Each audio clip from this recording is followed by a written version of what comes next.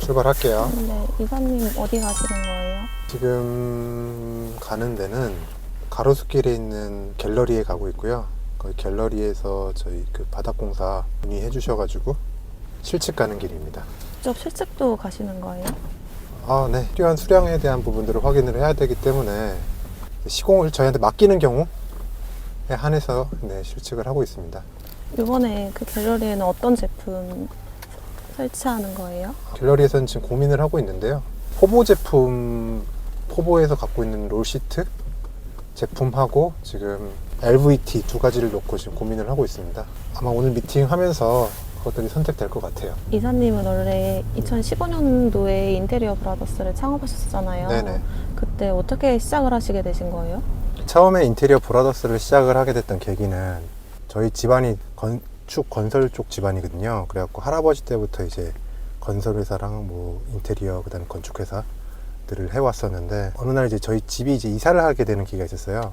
근데 이제 저희 아버지도 그렇고 저도 그렇고 어떻게 인테리어를 해야 되는지에 대한 부분들을 전혀 모르고 있는 거예요.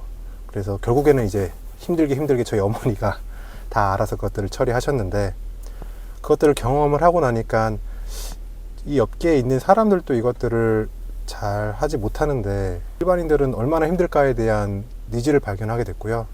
그것들을 계기로 이제 그 인테리어 업체하고 소비자를 연결을 해주는 플랫폼을 만들었습니다. 그게 이제 인테리어 브라더스였습니다. 그리고 이제 인테리어 브라더스라는 사업을 하면서 뭐 당연히 뭐 여러 힘든 과정들이 있었지만 가장 기억에 남는 것들은 저희가 코로나 시즌이었거든요. 코로나 시즌에 사실 모든 사업들이 어렵고 힘들었지만 저희 같은 경우에는 그 코로나 직전에 이제 박람회를 아주 큰 규모로 참가하려고 준비를 했었는데 코로나가 터지고 갑자기 그 확진자들이 급증을 하면서 박람회 개최 바로 직전에 박람회가 취소가 됐어요. 그래서 그것이 이제 저희한테는 뭐 엄청 큰 타격이었고 그로 인해서 사실 사업도 같이 좀 어려워졌던 것 같아요.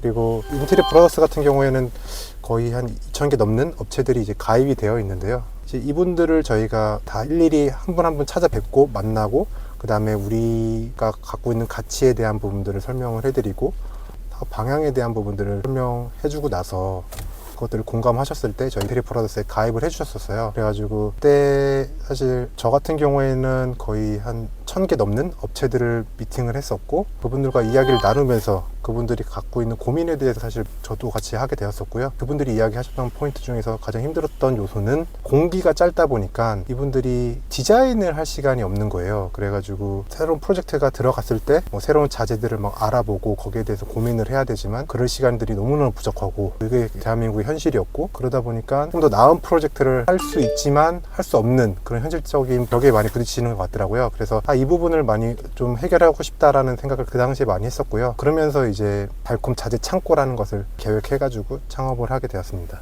인테리어 디자이너분들이 진짜 바쁘거든요. 그분들 같은 경우에 바쁠 수밖에 없는 이유가 고객분들이 그분들을 찾는 시점이 공간을 계약하고 사실 인테리어 디자이너를 찾다 보니까 뭐 렌트 프리 기간이라든지 이런 것들이 한 달 반 정도밖에 없으세요. 그래서 고객분들은 인테리어 디자이너분들한테 요청하시는 것들이 뭐 한 달 반 만에 뭐 끝내주세요, 뭐 아니면 뭐 2달 만에 끝내주세요 이렇게 요청을 하시는데 봉사를 하는 기간이 공간마다 다르겠지만 대략적으로 4에서 5주 정도 소요가 되고 그 다음에 설계하는 기간이 뭐 진짜 1에서 2주 정도 밖에 없으시다 보니까 새로운 공간을 디자인을 하는 시점에 그 공간에 맞춰서 많은 자재 리서치라든지 이런 것들을 해야 되는데 그 기간이 너무 부족한 거죠.